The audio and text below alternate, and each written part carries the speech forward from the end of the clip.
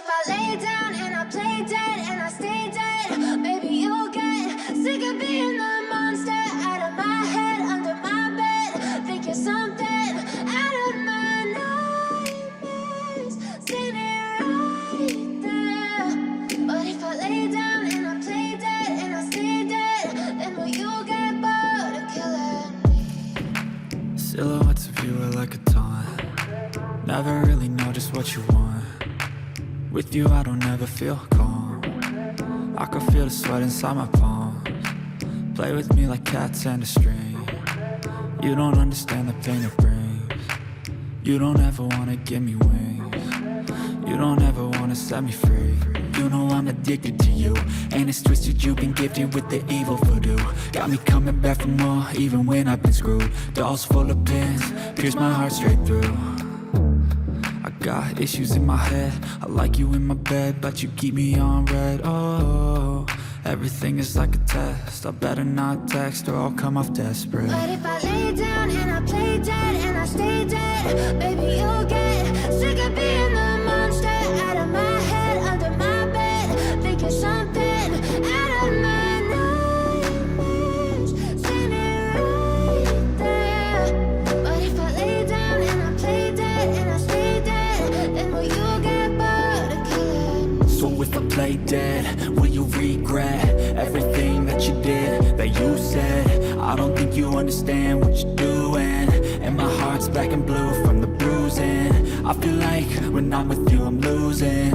I feel like you think that this amusing, sitting there gaslighting and confusing. Was it me? Is it me? Am I deluded? I'm the one who's always sorry, the conclusion. Even though I offer all of the solutions, I wish you loved me like I love you, it's stupid. When I'm alone with you I never feel lucid. I wish I wasn't struck by Cupid. I wish when I first saw you I knew this. When I'm with you I feel so useless, I feel diluted, my heart's been wounded. Silhouettes of you are like a taunt. Never really know just what you want. With you I don't ever feel calm. I can feel the sweat inside my palms. Play with me like cats and a string. You don't understand the pain it brings. You don't ever wanna give me wings. You don't ever wanna set me free. But if I lay down and I play dead and I stay dead, baby you'll get sick of being the monster out of my head, under my bed. Think you're something out of my nightmares, standing right there. But if I lay down and I play dead and I stay dead, then will you get bored of killing me? Then will you get bored of killing me? And will you get bored of killing me? And will you get bored of killing me? And will you get bored of killing me?